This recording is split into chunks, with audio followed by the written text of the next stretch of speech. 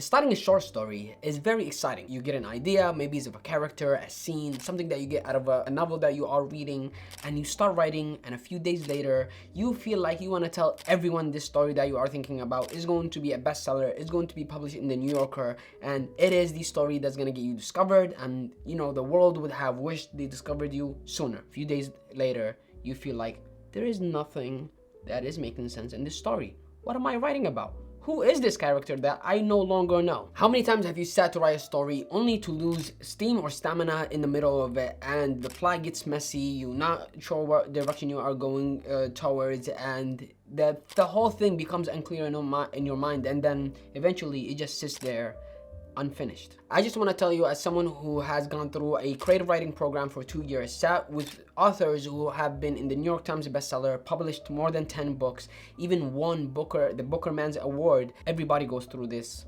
You're not alone. But what distinguishes people who finish stories and who don't is a set of principles that I have discovered along the way, and I have heard from the authors that I've sat around or with for the period that I was in the creative writing program. Hi friends, my name is Mohammed and I'm a writer, and in this channel we explore tools and habits that make writing and reading part of our very busy life so that we can tell our own stories, so we're still inspired, clear-headed, and creative. And in this video, I want to give you a set of principles, things I have learned along the way of writing for more than 10 years, things I've learned from authors from my writing program that will help you not only write consistently, but actually finish stories that you start. First principle is write the first draft as fast as possible, as soon as possible. The minute that you get the idea for the story, whether it's a character, it's a scene, something that reminded you of something that happened in your childhood and you might want to make a story out of it from a novel that you picked up, write as soon as possible,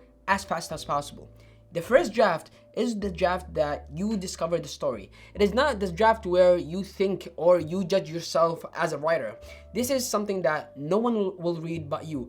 And realistically, this is something that most of it is not even going to make it to the story itself. You're going to get rid of maybe 80% of the things. Sometimes 50, sometimes it's 80. It depends on what the story or the first draft is like, and how fast you wrote it, and how clear the idea it is in your head. But most of the time, the majority of the first draft go outside the window, and you keep the core of the idea, you keep scenes that sort of gave you an emotional pulse, and then you build on that the more drafts you write and rewrite. And this is also mentioned in Bird by Bird, the book by Al Lamont. Is a craft book that I recommend to everyone if you are a beginning, aspiring writer, or even an advanced one, because it will only be a good reminder for you if you are the latter, which is the advice: writing shitty first drafts. These are the drafts where you are writing with intention that they are going to be bad. It's not that you are writing your perfect sort of, you turn on your perfectionist mindset or lever. No, it's actually the opposite.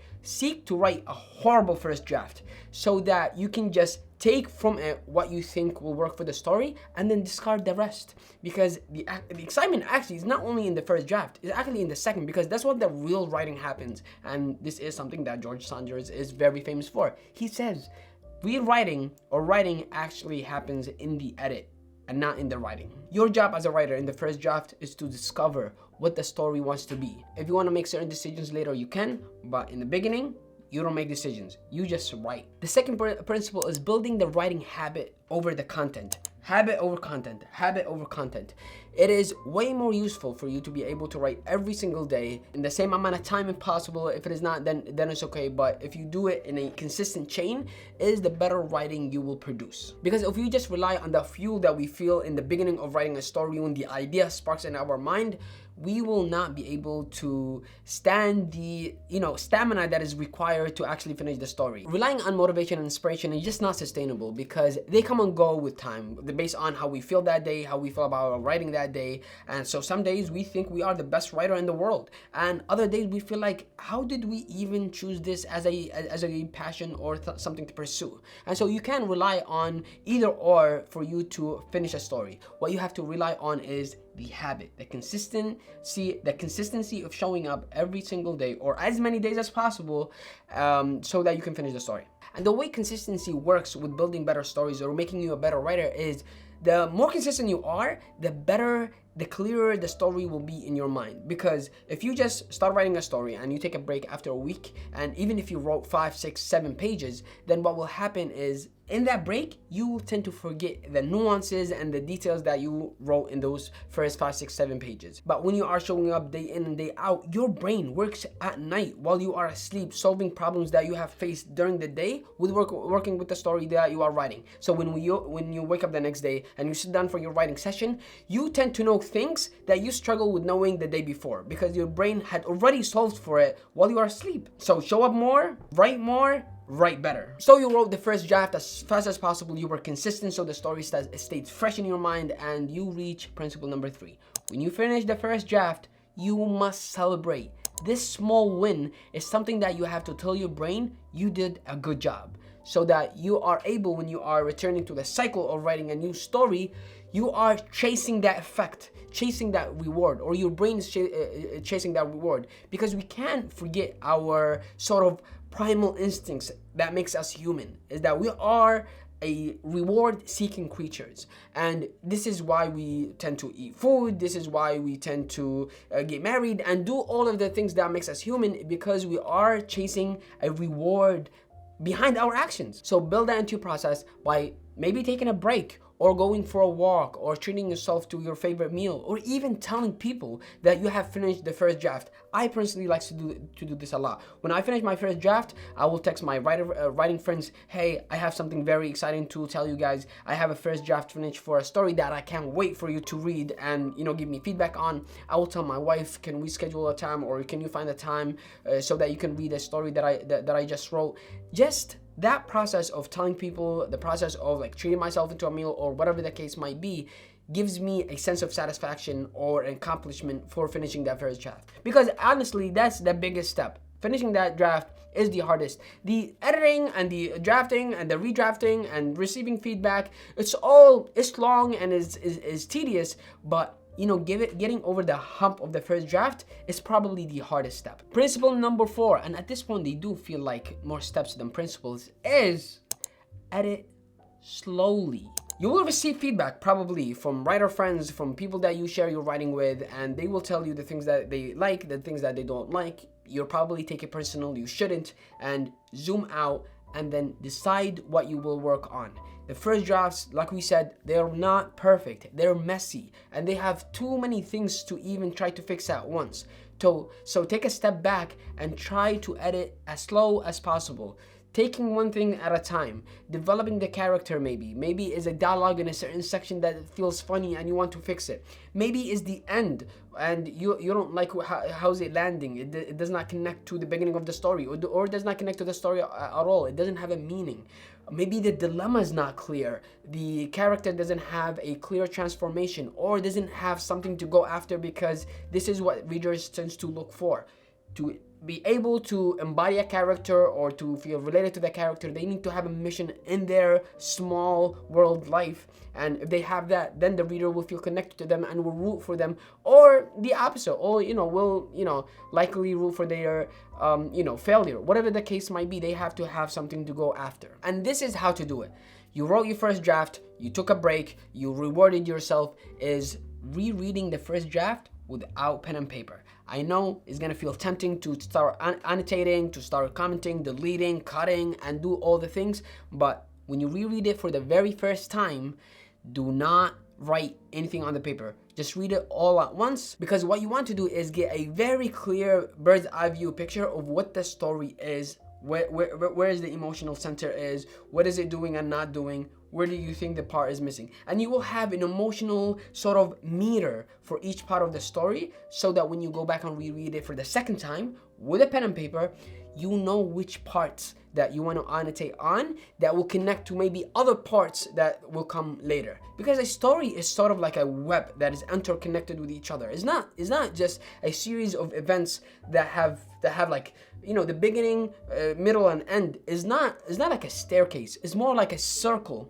that revolves around itself, and it connects to certain points from within the story. So it's like a internal system that is interconnected and that is talking to each other. I mean, it's just weird and funny and beautiful.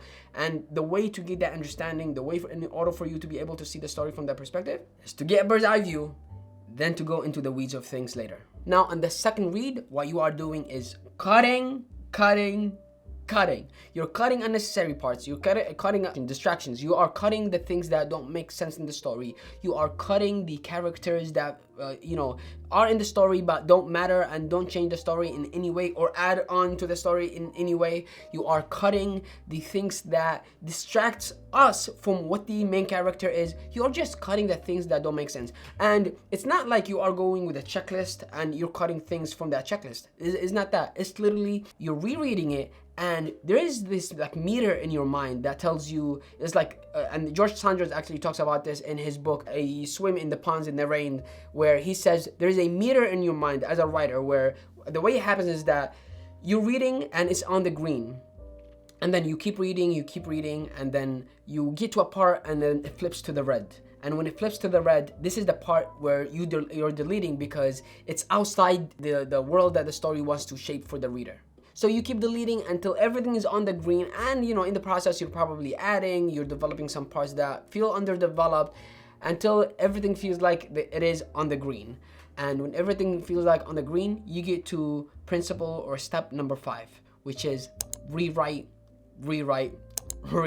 Because what each pass that you do on the story, and you're not rewriting the whole thing, you're rewriting some parts. You're reading, rewriting, writing, adding, subtracting. And what that process does, what all these passes do to the story, is that it clarifies the structure of the story, it develops depth, it gives meaning to the characters, it makes them relatable, and it gives all the things, light or color, that makes a story a story. I heard an author once say, and I can't remember his name, he was on stage and he was saying that what differs someone who is an aspiring writer from becoming published and not published is the stamina to go back and rewrite again and again and again. And hopefully between all of these rewrites, you are lucky enough to have someone in your life or a group of writers that you can give these stories to. They can read it and give you feedback, and then you take these feedback and rewrite some more. Because I think that is sort of the catalyst of finishing the story as fast as possible,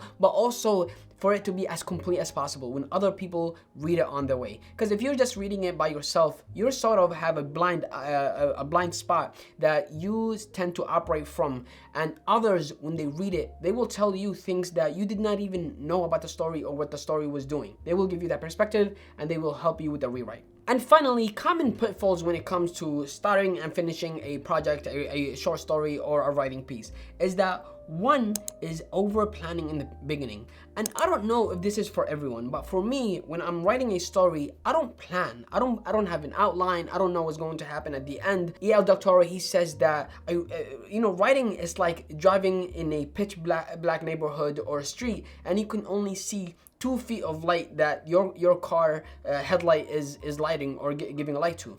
And I think this is it for writers. You just write with very minimal vision of the future of the story. And then when you complete it, then you go back and rewrite it and refine it. And all you're trying to do is excavate or dig in and giving shape to the story itself. It's almost like it's not in your control. Isn't the advantage of fiction freeing you from all that boundaries of being an outline? It gives you the leverage to write about anything from whatever perspective that you want. And so limiting yourself, caging yourself with an outline, especially in the beginning, will hurt more than it will help. Second is writing to impress other people. We do not write because we want to get rich. We do not write because we want to get famous, because most of writers don't get those things. This is not a route where you can get accolades and money and fame and attention. Most writers are unknown. There are thousands of books getting published every single day, and maybe the things that we publish will go unnoticed. When I published my first story, I thought, that's it. I will be discovered and I will become, my next story is going to be in the New Yorker. And I published it, posted about it on social media, and it went unnoticed. I mean, a few people told me congratulations because they knew I was a writer, but I mean, my parents did not know I published a story, and most people in my life, my colleagues at work, did not know I published a story. So I think it's not helpful to write with an intention to impress others or to prove anything to others. We write because we We know no other way to communicate the stories or the things that we feel inside, that they feel trapped inside. All we know is how to put them on paper, shape them in a way that feels like a story, and give it to the world to read. They like it, they don't like it, it's not our business. All we care about is getting the story right. The rest, we're not in control of. The third mistake is giving up too early. And I don't have any clear instruction on this, but to trust your gut feeling. There's a difference between giving up on a very specific story because it's not working after working on it for a very long time. And a very long time is not a month or 2 months. A very long time is a time where you have spent so much time on a story and you shared it with so many people, they gave you feedback, and it's still not working. But what giving up too early means is that you are writing your first draft, and after a few days it doesn't feel as exciting and you just let it be unfinished. I think that's giving up too early. You have to give every story that feels exciting, that builds momentum, that gives you motivation in the very beginning. You have to give it its due right. And you have to do as much as writing as possible to get at least through the first draft, show it to people and see what they think about it. Because the energy that people, or the feedback that people will give you, will be transformed as internet energy for you to return to the page and fix the story even more. So give each story its due right, finish it, and if you get it published, then lucky you. And if you don't, then at least you have the story and the lessons that you have learned from it and the discoveries that you got from the story about yourself as a writer. That's it for this video, and if you have enjoyed it, then you will probably enjoy the newsletter I send on a weekly basis about writing, reading, and stuff that I care about on the internet, because they tend to reflect a lot on life and writing and stuff. You'll enjoy it. Click below to sign up. And if you have watched this video until the end, then chances are you are an aspiring writer who has considered signing up or enrolling into a creative writing program, an MFA program as we call it in the community. And here is a video I have posted on an in-depth of my experience, and if you should or should not, this is a video will help. In the meantime, thank you for watching and keep writing.